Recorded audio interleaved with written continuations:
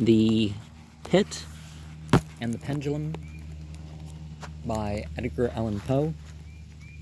Impia tortorum longus hic turba furores, sanguinis inacui non satiata, aluit sospit nunc patria fracto nunc funeris antro mors ubi dira fuit vita salusc patent. Quatrain composed for the gates of a market to be erected upon the site of the Jacobin clubhouse in Paris. I was sick unto death with that long agony, and when they at length unbound me, and I was permitted to sit, I felt that my senses were leaving me. The dread sentence of death, was the last of distinct accentuation which reached my ears. After that, the sound of the inquisitorial voices seemed merged in one dreamy, indeterminate hum. It conveyed to my soul the idea of revolution, perhaps from its association in fancy with the burr of a mill wheel. This, only for a brief period, for presently I heard no more. Yet for a while I saw, but with how terrible an exaggeration, I saw the lips of the black-robed judges. They appeared to me white, whiter than the sheet upon which I traced these words, and thin, even to grotesqueness, thin with intensity of their expression of firmness, of immovable resolution, of stern contempt of human torture. I saw that the decrees of what to me was fate were still issuing from those lips. I saw them writhe with a deadly locution. I saw them fashion the syllables of my name, and I shuddered because no sound succeeded. Imperceptible waving of the sable draperies which enwrap the walls of the table. At first they wore the aspect of charity, and seemed white, slender angels who would save me, but then, all at once, there came a most deadly nausea over my spirit, and I felt every fibre in my frame thrill as if I had touched the wire of a galvanic battery, while the angel forms became meaningless spectres with heads aflame, and I saw that from them there would be no help. And then there stole into my fancy, like a rich musical note, and the thought of what sweet rest there must be in the grave. Is it Schopenhauer that says that bit about death is life's great reward or something like that? I mean, that was after this, right? The thought came gently and stealthily, and it seemed long before it attained full appreciation. But just as my spirit came at length properly to feel and entertain it, the figures of the judges vanished, and as if magically from before me the tall candles sank into nothingness. Their flames went out utterly. The blackness of darkness supervened. All sensations appeared swallowed up in a mad rushing descent, as of the soul into Hades. Then silence and stillness and night were the universe. I had swooned, but still will not say that all of the consciousness was lost. What of it there remained I will not attempt to define or even to describe, yet all was not lost. In the deepest slumber, no. In delirium, no. In swoon, no. In death, no. Even in the grave all is not lost, else there is no immortality for man. Arousing from the most profound of slumbers, we break the gossamer web of some dream, yet in a second afterward, so frail may that web have been, we remember not that we have dreamed. In the return to life from the swoon there are two stages. First, that of the sense of mental or spiritual. Secondly, that of the sense of physical existence. It seemed probable that if, upon reaching the second stage, we should recall the impressions of the first, we should find these impressions eloquent in memories of the gulf beyond, and that gulf is what? How, at least, shall we distinguish its shadows from those of the tomb? But if the impressions of what I have termed the first stage are not at will recalled, yet after long interval do they not come unbidden? While we marvel whence they come. He who has never swooned is not he who finds strange palaces and wildly familiar faces in coals that glow, is not he who beholds floating in mid-air the sad visions that the many may not view, is not he who ponders over the perfume of some novel flower, is not he whose brain grows bewildered with the meaning of some musical cadence which has never before arrested his attention. Amid frequent and thoughtful endeavors to remember, amid earnest struggles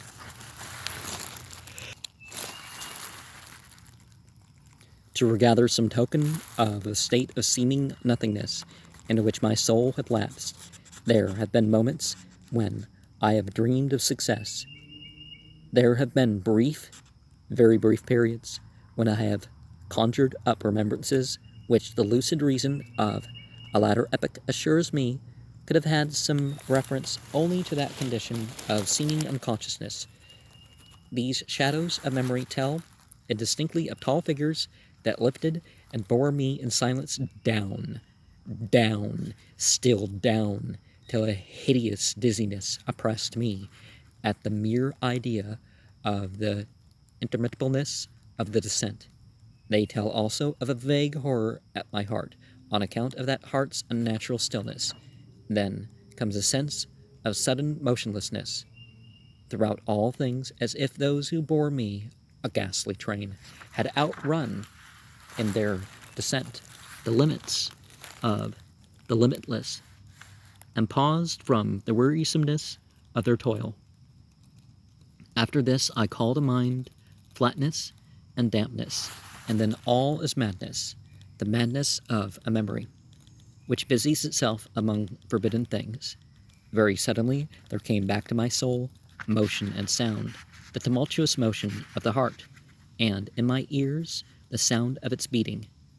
Then a pause in which all is blank, then again sound and motion and touch, a tingling sensation pervading my frame, then the mere consciousness of existence without thought, a condition which lasted long, then, very suddenly, thought, and shuddering terror, an earnest endeavor to comprehend my true state, then a strong desire to lapse into insensibility, then a rushing revival of soul, and a successful effort to move.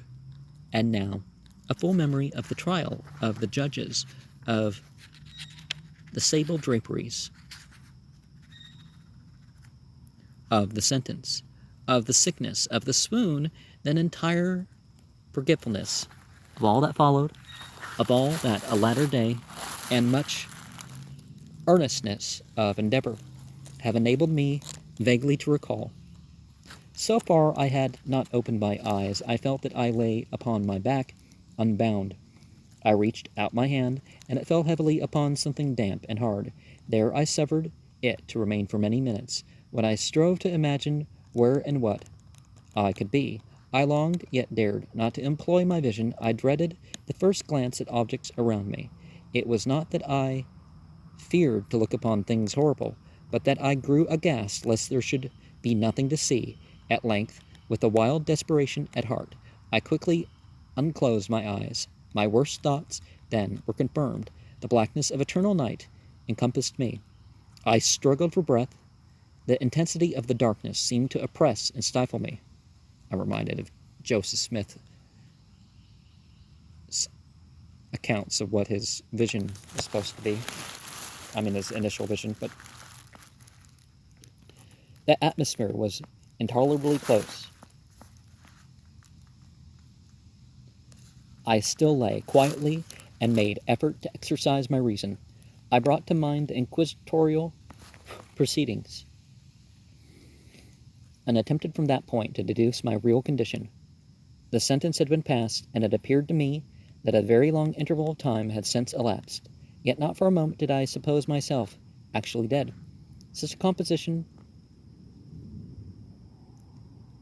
a supposition notwithstanding, what we read in fiction is altogether inconsistent with real existence. But where and in what state was I? The condemned to death I knew perished usually at the autos de fe, and one of these had been held on the very night of the day of my trial. Had I been remanded to my dungeon to await the next sacrifice, which would not take place for many months, this, I at once saw, could not be. Victims had been in immediate demand. Moreover, my dungeon, as well as the condemned cells at Toledo, had stone floors, and light was not altogether excluded. A fearful idea now suddenly drove the blood in torrents upon my heart, and for a brief period I once more relapsed into insensibility. Upon recovering, I at once started to my feet, trembling convulsively in every fiber. I thrust my arms wildly above and around me in all directions. I felt nothing, yet dreaded to move a step, lest I should be impeded by the walls of a tomb. Perspiration burst from every pore. I stood in cold, big beads. And stood in cold, big beads upon my forehead. Okay, it didn't sound right.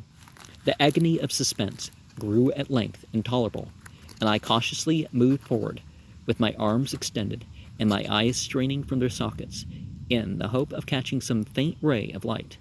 I proceeded for many paces, but still all was blackness and vacancy. I breathed more freely. It seemed evident that mine was not, at least, the most hideous of fates. And now, as I continued to step cautiously onward, there came, thronging upon my recollection, a thousand vague rumors of the horrors of Toledo. Of the dungeons there had been strange things narrated. Fables, I had always deemed them, but yet strange and too ghastly to repeat, save in a whisper. Was I left to perish of starvation in this subterranean world of darkness? Or what fate, perhaps even more fearful, awaited me? That the result would be death, and a death of more than customary bitterness. I knew too well the character of my judges to doubt. The mode and the hour were all that occupied or distracted me. My outstretched hands at length encountered some solid obstruction. It was a wall, seemingly of stone masonry, very smooth, slimy and cold. I followed it up, stepping with all the careful distrust which certain antique narratives had inspired me. This process, however, afforded me no means of ascertaining the dimensions of my dungeon, as I might make its circuit and return to the point whence I set out, without being aware of the fact, so perfectly uniform seemed the wall. I therefore sought the knife which had been in my pocket, and when led into the inquisitorial chamber, but it was gone. My clothes had been exchanged for a wrapper of coarse serge. I had thought of forcing the blade in some minute crevice of the masonry, so as to identify my point of departure. The difficulty, nevertheless, was but trivial, although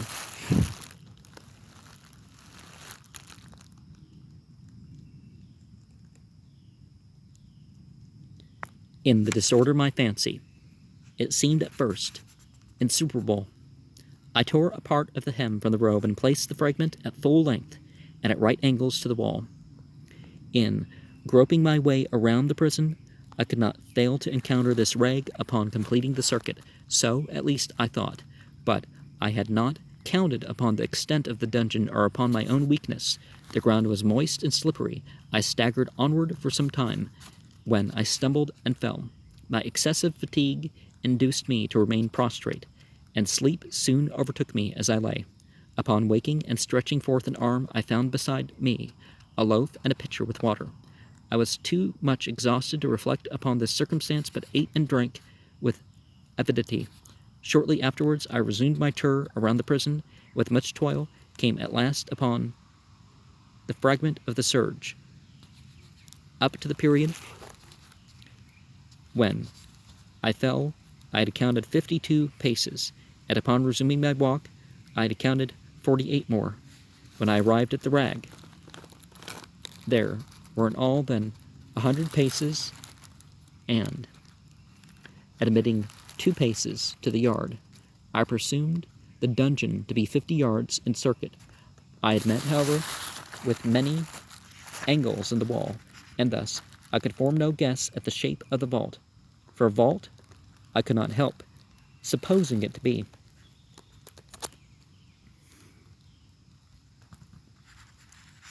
There's an Enochian author that people consider to be the vault. Zine. I had little object, certainly no hope in these researches, but a vague curiosity prompted me to continue them. Quitting the wall, I resolved to cross the area of the enclosure. At first I proceeded with extreme caution, for the floor, although seemingly of a solid material, was treacherous with slime. At length, however, I took courage and did not hesitate to step firmly, endeavoring to cross in as direct a line as possible. I had advanced to some 10 or 12 paces in this manner, when the remnant of the torn hem of my robe became entangled with my legs. I stepped on it and fell violently on my face. In the confusion attending my fall, I did not immediately apprehend a somewhat startling circumstance, which yet, in a few seconds afterwards, and while I lay prostrate, arrested my attention. It was this: my chin rested upon the floor of the prison, but my lips and the upper portion of my head, although seemingly at a less elevation than the chin, touched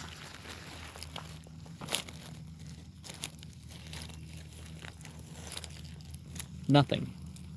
At the same time, my forehead seemed bathed in a clammy vapor, and the peculiar smell of decayed fungus arose to my nostrils. I put forward my arm and shuddered to find that I had fallen at the very brink of a circular pit, whose extent, of course, I had no means of ascertaining at the moment. Groping about the masonry, just below the margin, I succeeded in dislodging a small fragment and let it fall to the abyss. For many seconds I hearkened to its reverberations as it dashed against the sides of the chasm in its descent.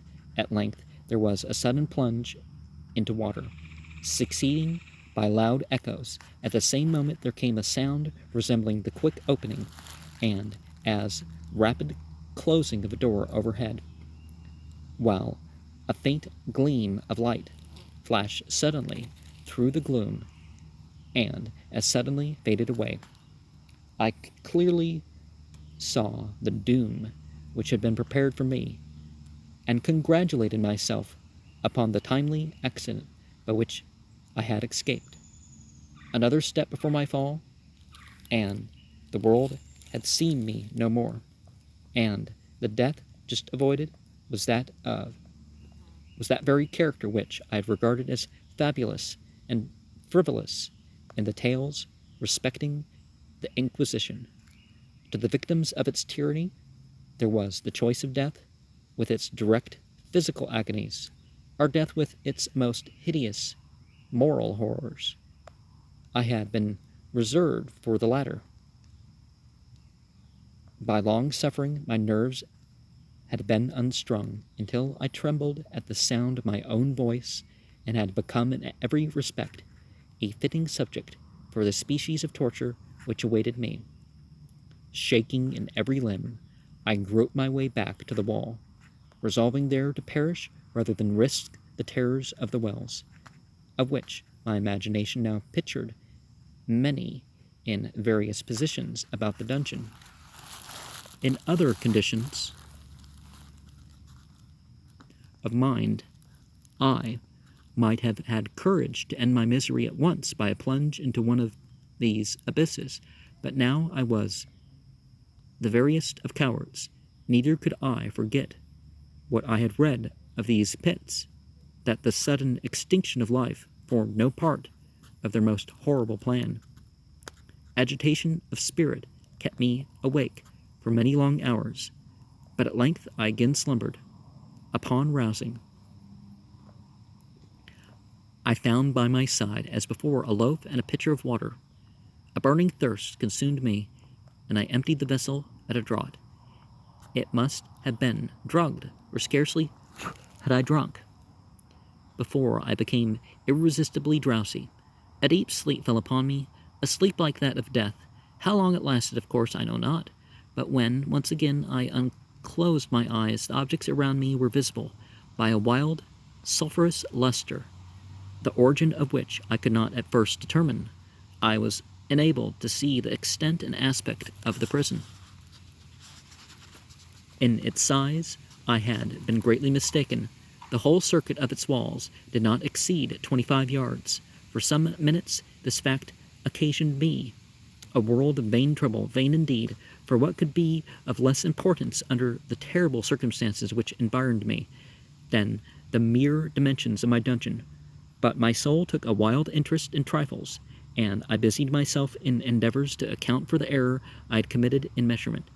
The truth at length flashed upon me. In my first attempt at exploration, I had counted 52 paces up to the period when I fell. I must have then been within a pace or two of the fragment of serge. In fact, I had nearly performed the circuit of the vault. I then slept, and upon waking I must have returned upon my steps, thus supposing the circuit nearly double what it actually was. My confusion of mind prevented me from observing that I had begun my tour with the walls to the left and ended it with the wall to the right. I had been deceived, too, in respect to the shape of the enclosure. In feeling my way, I had found many angles, and thus deduced an idea of great irregularity. So potent is the effect of total darkness upon one arousing from lethargy or sleep. The angles were simply those of a few slight depressions or niches at odd intervals. The general shape of the prison was square. What I had taken for masonry seemed now to be iron or some other metal in huge plates, whose sutures or joints occasioned the depression. The entire surface of this metallic enclosure was rudely daubed in all the hideous and repulsive devices to which the charnel superstition of the monks has given rise. The figures of fiends in aspects of menace, with skeleton forms and other more really fearful images, overspread and disfigured the walls. I observed that the outlines of these monstrosities were sufficiently distinct, but the colors seemed faded and blurred as if from the effects of a damp atmosphere. I now noticed the floor, too, which was of stone. In the center yawned a circular pit, from whose jaws I had escaped, but it was the only one in the dungeon. All this I saw indistinctly, and by much effort, for my personal condition had been greatly changed during slumber. I now lay upon my back, and at full length, on a species of low framework of wood. To this I was securely bound by a long strap resembling a circingle.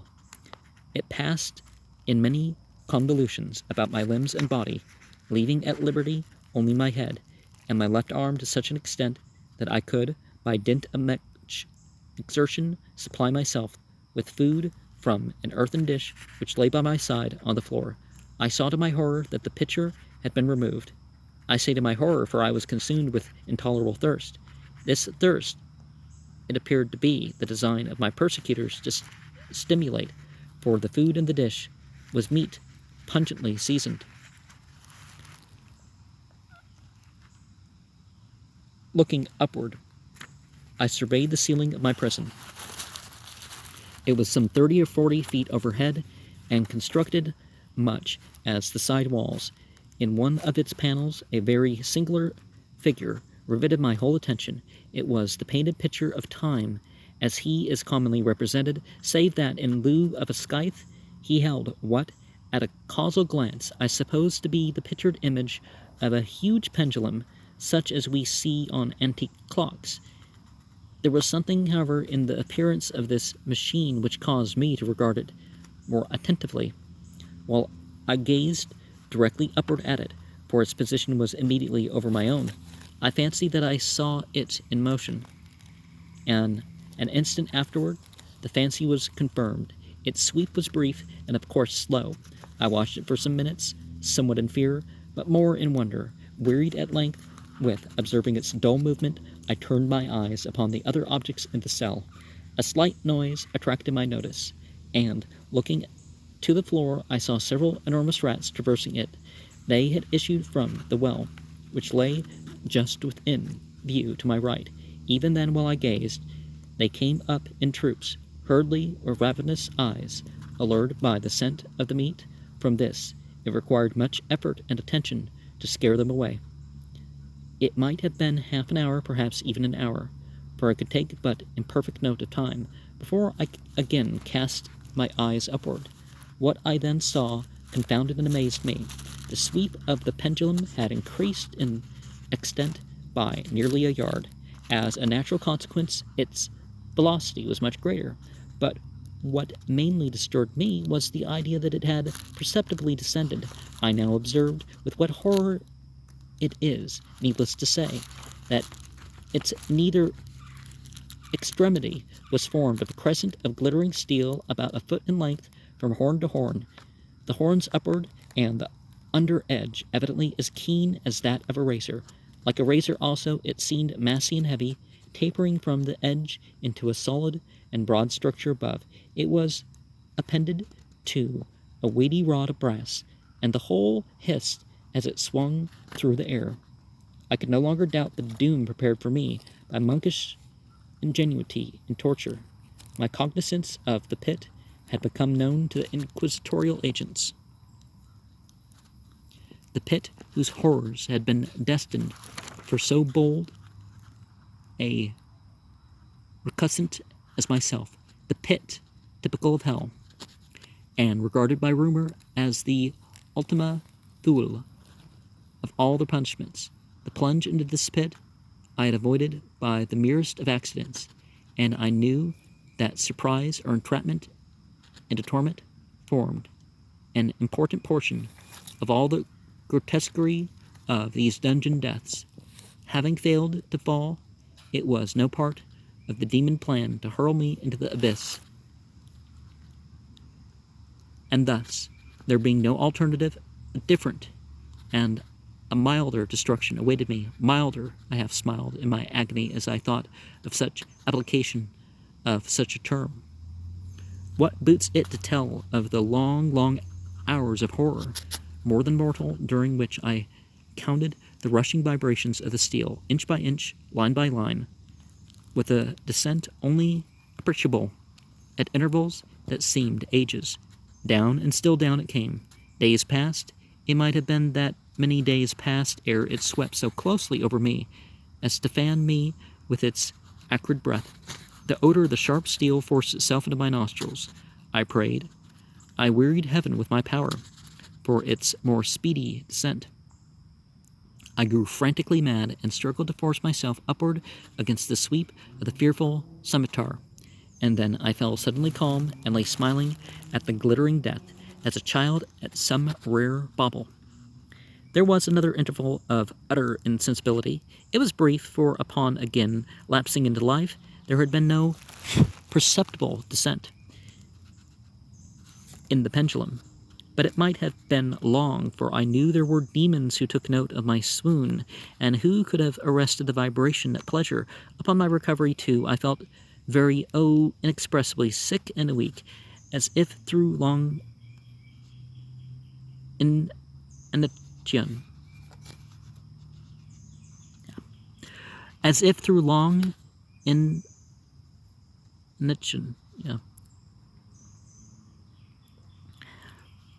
Even amid the agonies of that period, the human nature craved food. With painful effort, I outstretched my left arm as far as my bonds permitted, and took possession of the small remnant which had been spared me by the rats. As I put a portion of it within my lips, there rushed to my mind a half-formed thought of joy, of hope. Yet what business had I with hope? It was, as I say, a half-formed thought. A man has many such which are never completed. I felt that it was of joy, of hope, but I felt also that it had perished in its formation. In vain I struggled to perfect, to regain it.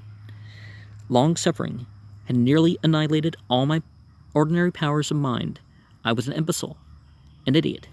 The vibration of the pendulum was at right angles to my length.